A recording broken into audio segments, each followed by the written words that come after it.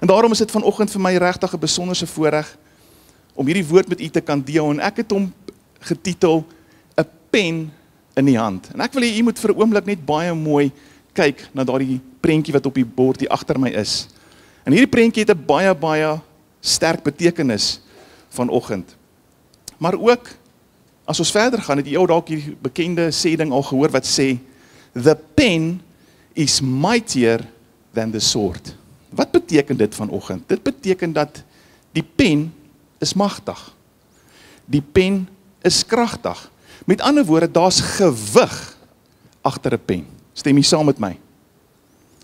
Die pen natuurlik het ook 'n baie ryk geskiedenis. As ons gaan kyk eeue terug waar dit begin het, miskien was Moses die heel eerste ene wat die 10 gebooie uitgekap het op die klip. Ons sien ook dat in grotte was daar tekeninge gewees. Hulle het sekere plante gemeng om klere te kry, om te kan teken. Maar ons kan ook in geskiedenis teruggaan om te sien dat selfs die veer was gebruik gewees om te doop in ink, en daar het hulle begin skryf.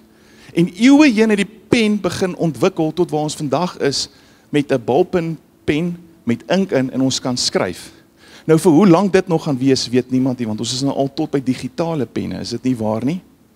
Maar as dit nie vir die pen was nie, het ons ook nie vandag God se woord gehad nie. En ek wil net so 'n kort stukkie met jou deel rakende die woord, net om vir jou 'n bietjie perspektief weer te gee rondom God se woord. 66 boeke, 39 in die Ou Testament en 27 in die Nuwe Testament.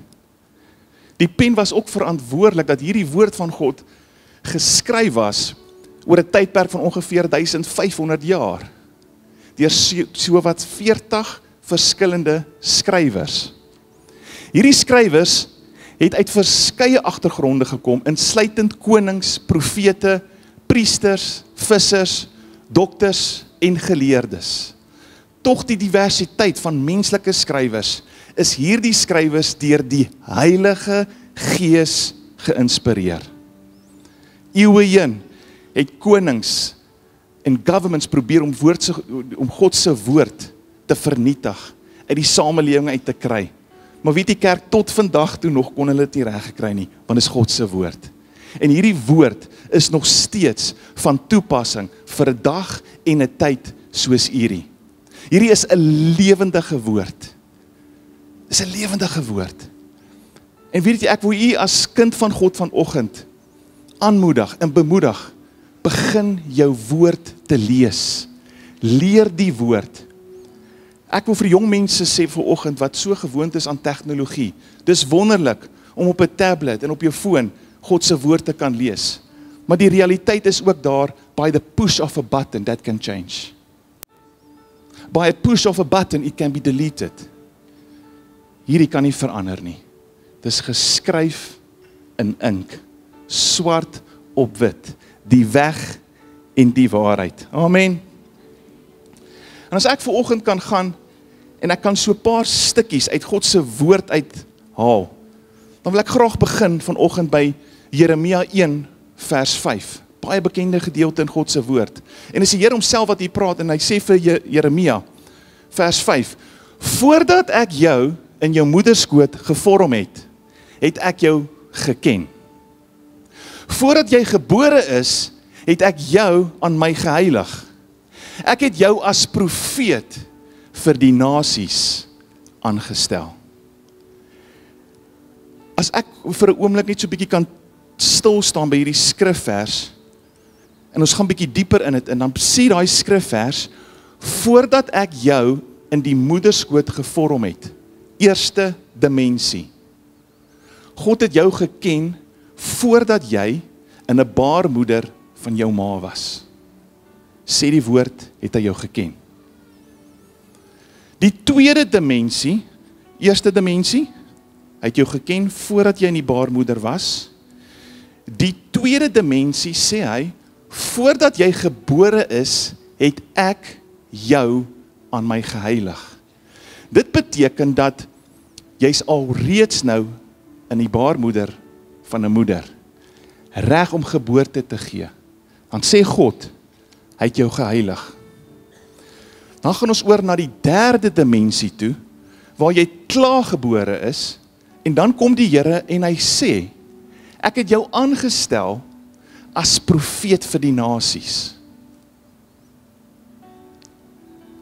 Wat vir my sê dat die Here word nie by surprise gevang, hier is jy gebore nie. Nee. Volgens God se woord ken hy elkeen wat hier vanoggend sit by sy naam. Hy het vir elkeen 'n toekoms in stoor. Elkeen van ons. Daarom later vanoggend gaan ons 'n babietjie inseën en daarom seën ons babietjies in. Want onthou daai babietjie wanneer hy gebore word, is daar enige sonde in daai babietjie? Nee. Hy word gebore in 'n sondige wêreld, ja, maar daai babietjie het nog geen sonde gedoen nie. Die woord van God sê ook aan hulle behoort die koninkryk. Maar wanneer daai babietjie ouer word, dan begin hy keuses te kry wat op sy pad gaan. Daai babietjie word groot en hy het ook sy eie wil. Maar terwyl hy nog so klein is hy geheilig deur die Allerhoogste God. En ek wil hierdie 3 dimensies as ek kan vanoggend 'n naam gee. Voordat ek jou in die moederskoot gevorm het, first dimension, purpose. Die tweede dimensie, voordat jy gebore is, met ander woorde die geboorte moet plaasvind, wil ek hierdie dimensie noem manifestation. Die manifesterende geboortedag van jou. En die derde dimensie wil ek noem execution. Dit wat God jou voor geroep het. Die gawes en die talente wat hy vir elkeen vanoggend hier gegee het. So Jeremia 1 vers 5 kan ons sien ons as mens het 'n begin. There's a starting point. Maar die apostel Johannes skryf ook in Openbaring, ek het die dooies groot en klein voor die troon sien staan, en die boeke is oopgemaak.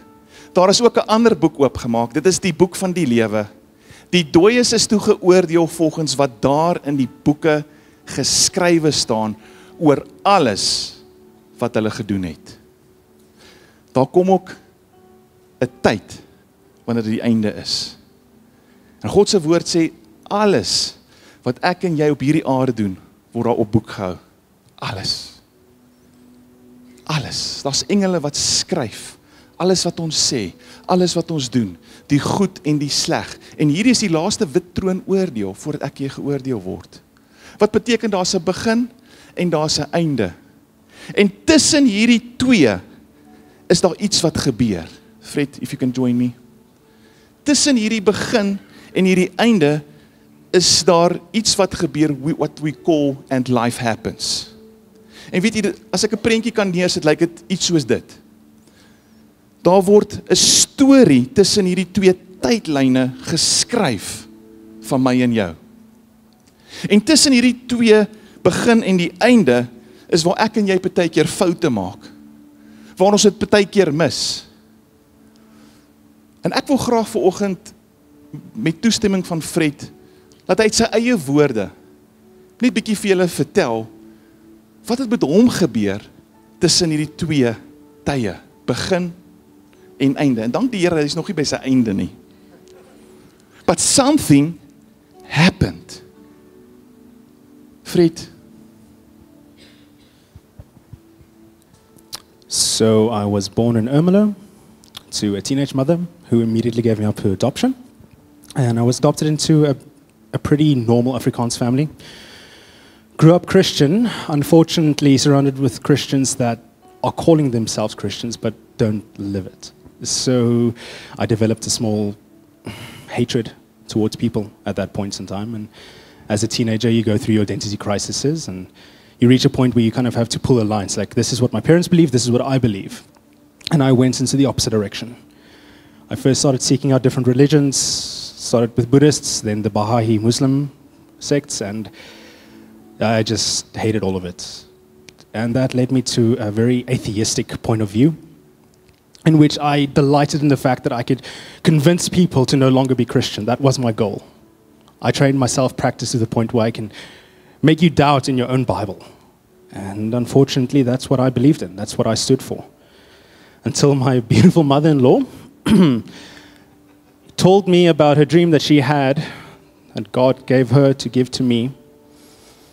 And God warned me that in 6 days, if I do not repent, if I do not pull my life into the right direction and bow in submission of His, that He will bring me to a point where I would be on my knees.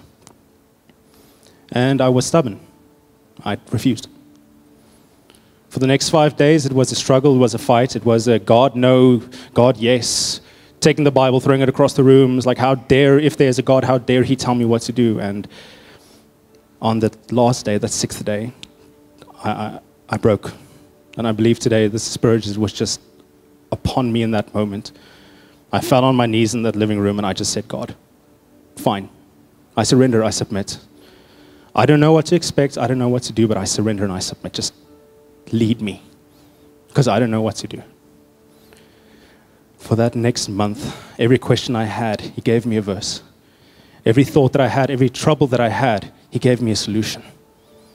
And He started folding me back into His family, which I rejected myself from. And thank God that I can stand here today, renewed and redeemed. But that's only through His grace.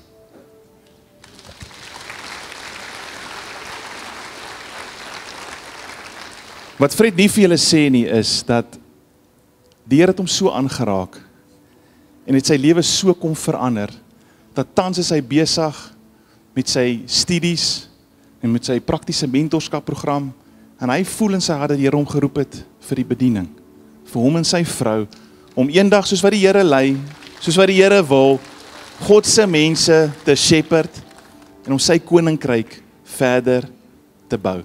Fred, we are proud of you. Well done, bless you. Dankie, brother. Jy sien, Fred was gebore gewees. Purpose. Manifestation, gebore. Voorgeboorte, purpose. Gebore, manifestation. En met die execution in hierdie tydlyn het baie dinge gebeur soos wat julle nou gehoor het. Maar hy het 'n besluit gemaak om te sê, I change my destiny. En ek wil hier vanoggend vra, hoe lyk jou storie, hoe geskryf is, reg nou op hierdie oomblik? Hoe lyk jou storie oor jou huwelik? Hoe lyk jou storie oor jou verhoudinge met jou kinders, met jou ouers? Hoe lyk jou storie van geloof? Hoe lyk jou storie met die verhouding van ons hemelse Vader? Hoe lyk jou storie oor die uitkyk van die lewe? A pen transmits the voice of the soul. En my en jou pen transmit elke dag 'n klomp dinge.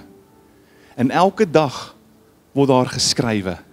Die vraag is net, die pen wat ek en jy het, in wie se hande is hy? Is hy in die hand van God? Of is hy in die hand van die vyand? En weet jy, ek weet, dat die God wat ek en jy dien, is 'n goeie God. Hy wil ons pen in sy hande hê.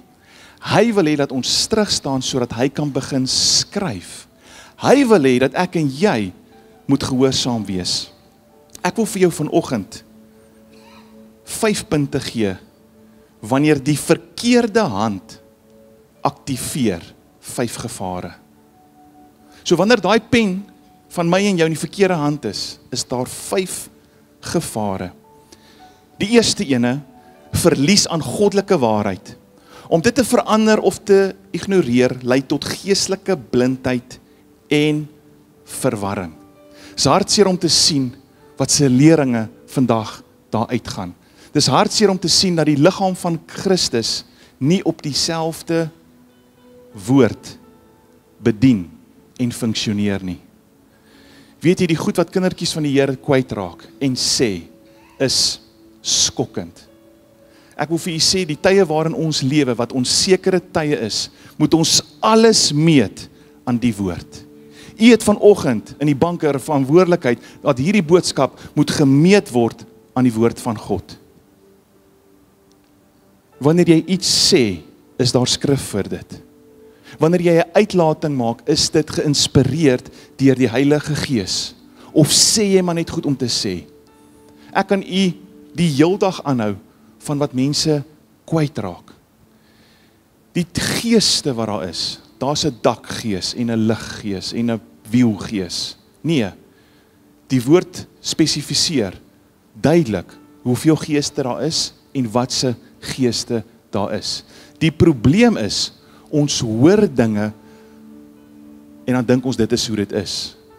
Nee kerk, ek en jy het 'n verantwoordelikheid om alles te beproef en te meet met die woord van God. En as jy miskien dalk in daai struikval geval het vanoggend, dien ons 'n genadige God wat jou sal vergewe. But we need to change. Dit is so maklik om gewoontetjies aan te leer. Maar die Here praat vanoggend duidelik dat we need to stand up in authority. Ons moet ons identiteit in Christus Jesus verstaan. Ons moet ons geestelike ore oopmaak sodat ons hoor wat die Heilige Gees vir ons sê om te doen en dit te doen. Die Here wil werk in ons midde. Wonders en tekens is vir nou, is vir gister, is vir môre. We need to move in the supernatural. Weet jy die getuienisse wat uit hierdie kerk uitkom met tye, wat die Here vir mense gedoen het, jy kan dit nie verduidelik nie. Maar dis die God wat ek en jy dien, dit is hoe hy werk. Hy werk nie soos die normale nie, hy kan nie ingeboks word nie, hy is God. Die tweede punt wat ek met jou wil deel is, oordeel en gevolge. Openbaring 22 vers 18 tot 19 sê die volgende ook. Dit waarsku ons teen die toevoeging tot of die wegneem van God se woord en sê dat diegene wat dit doen ernstige gevolge sal ondervind. Weet die kerk, ons moet wakker wees. Ons moet wakker wees oor God se woord. Ons moet wakker wees waarna ons luister. Nie alles wat ek en jy luister is gees geïnspireerd nie. Daar's baie dwaalleringe daar buite. Baie mense word mislei. Weet jy hoeveel kerke mag jy nie praat oor die bloed van Christus nie? Weet jy hoeveel kerke mag die Heilige Gees se gawes nie funksioneer nie? Wat beteken so kerk stagneer? Wat beteken so kerk is geestelik dood?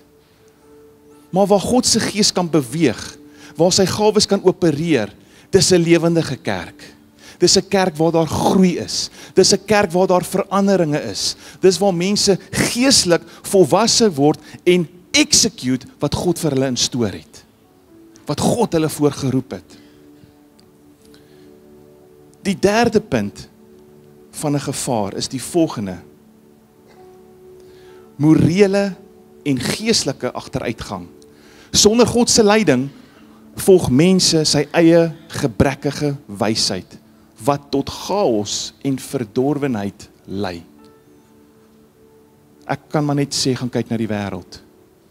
Dis chaos. Morele vervalle. Hoekom? Daar's 'n gebrek aan wyse. Daar's 'n gebrek aan wysheid. Mense maak staat op hulle eie krag, op hulle eie wysheid. Nee kerk, ons kan vra vir die gees van wysheid. Ons kan die Here vra vir leiding in besluite. En wanneer God nie jou antwoord nie, dan wag jy. Jy gaan nie en maak jou eie besluit op grond van jou eie kennis en jou eie vermoëns nie, want dit lei tot chaos en verdorwenheid. Ek en jy wat genoem word die kind van God, het 'n onregverdige voordeel bo ander, maar is beskikbaar vir enige ene.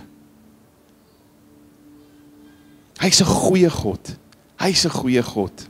Die vierde punt, die verlies aan kennis van verlossing. Romeine 10 vers 17 sê, dat geloof kom deur die hoor van die woord van God. Om dit te verwyder, verhinder mense om die waarheid van verlossing deur Christus te ken. Daar's net een wat ons kan verlos, wat ons kan vrymaak, en sy naam is Christus Jesus. God se woord sê, hy het sy eniggebore seun gegee, sodat ons aan hom kan glo, sodat nie een verlore moet gaan nie. Daar is nie 'n ander weg nie, kerk. Daar is nie 'n ander geloof waardeur jy kan gaan om verlos te word nie. Dis slegs deur Christus Jesus om hom aan te neem as jou persoonlike saligmaker en verlosser. Hy is die weg, hy is die waarheid. Hy het 'n prys betaal met sy bloed, sodat daar vir my en vir jou vanoggend vrymaking kan wees. In alle opsigte. Alle opsigte.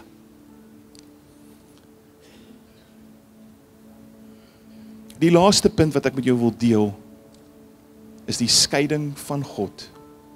Om God se woord te ignoreer, lei tot geestelike dood, soos gesien in Adam en Eva se ongehoorsaamheid in Genesis 3, waar die verwerping van God se bevel tot skeiding van hom gelei het.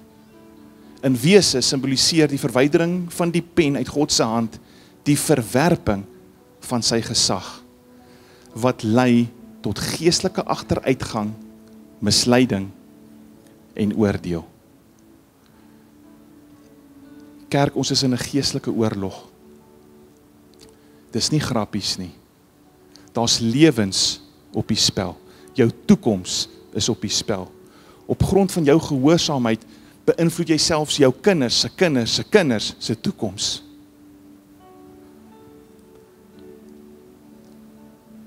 If you don't heal what hurt you, you will bleed on people who didn't cut you.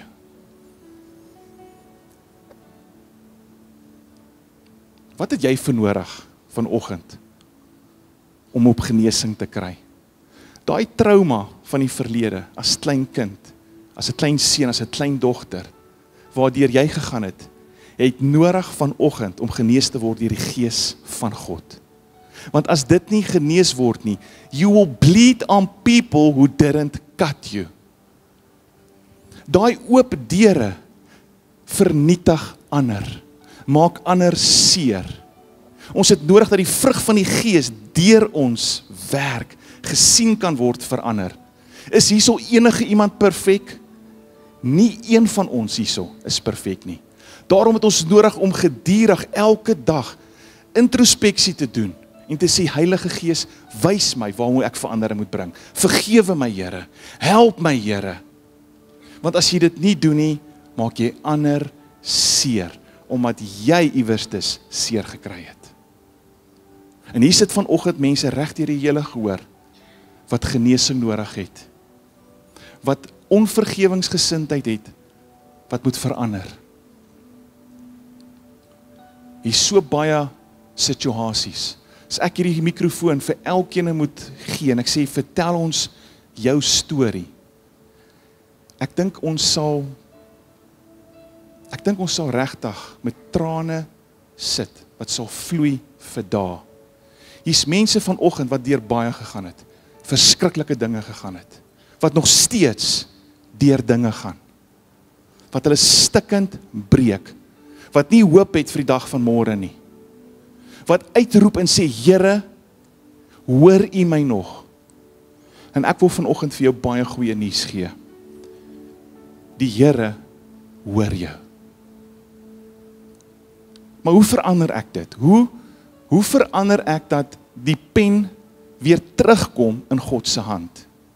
Wel, as ons gaan kyk wat sê die woord, dan sê Jeremia 33 vers 3, roep na my en ek sal jou antwoord. Ek sal jou wonderlike en verbasende dinge wys wat jy nie geweet het nie.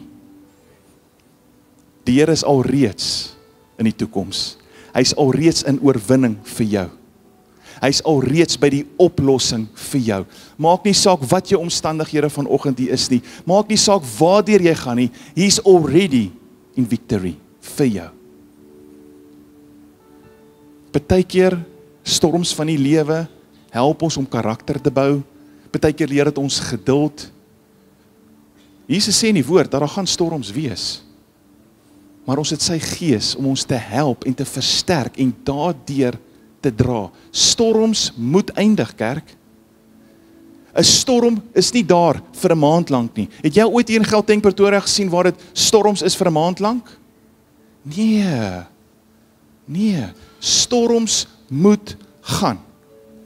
En die vers waar ek so bietjie wil stil staan ook is in Joël 2 vanaf vers 25 wat sê, ek sal vir julle die jare vergoed wat die sprinkane geëet het. Hier's 'n verandering wat plaasvind vanoggend. En ek wil met jou graag deel 5 punte en daar's baie meer. Ek het net 'n paar gehighlight vanoggend. Maar ek wil 5 punte met jou deel wanneer God se hand geaktiveer word. Dan is daar 5 voordele. Die eerste ene is goddelike herstel. Die sprinkane in Joël 2 vanaf vers 25 is simbolies van alles wat jou lewe opvreet. Of dit nou sonde, verlies, verkeerde besluite of beproewings is, God beloof om die jare te herstel en tyd wat verlore of verkoos is as gevolg van hierdie uitdagings, gee hy vir jou terug. Come on church. Maak hierdie skrif joune vanoggend. God wil vir jou teruggee wat jy verloor het, waar jy dalk uit onkunde veroorsaak het. Die tweede punt, wanneer God weer in jou lewe jou pen kan vat, dan beloof hy die volgende, genesing en volheid. Herstel beteken nie net 'n terugkeer na die oorspronklike toestand nie, maar dikwels self 'n groter seën. Die Here doen nie 'n ding halfpad nie. Hy doen die ding in volmaaktheid. God kan jou herstel vanoggend in volmaaktheid. En selfs 'n groter seën vir jou gee. Die derde punt, die herstel van jou doel, met ander woorde jou purpose, wat ons net oor van gepraat het. God sal jou sin van doel herstel. En hy sal jou in 'n nuwe seisoen van vrugbaarheid bring. Dit kan 'n nuwe roeping of 'n nuwe geleentheid wees wat God in jou lewe bring. Jou omstandighede vanoggend kan so verander het. Ek het al te veel gesien in my eie lewe en deur hele getuienisse hoe God kom in radikale veranderinge ten goeie bring. Julle het net gehoor waar Fred net 'n kort gedeelte met julle gedeel het. Suddenly there was a change. God kan vanoggend vir jou dieselfde doen. A suddenly change in your circumstances. 'n goddelike verandering. Maar ek en jy het nodig om plek te maak vir hom. Die vierde punt, beloftes vir die toekoms. Joël 2 vanaf vers 25 dra ook 'n boodskap van hoop. God se vermoë om te herstel gaan verder as wat ons kan dink. Dit is 'n oproep om in God se tyd en goedheid te vertrou, wetende dat hy 'n God van tweede kansse is. Ek wil vir elkeen vanoggend sê wat voel ek is 'n niks werd, ek wil opgee, ek sien nie meer kans vir die dag van môre nie. Ons dien 'n God van tweede kansse. Maak nie saak hoe groot of hoe klein jou omstandighede vanoggend is nie. Hy sal en wil vir elkeen 'n tweede kans gee.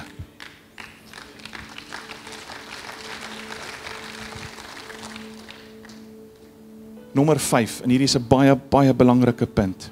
Herstel kom deur gehoorsaamheid. Voordat God herstel beloof, roep hy sy mense om met hulle hele hart na hom terug te keer.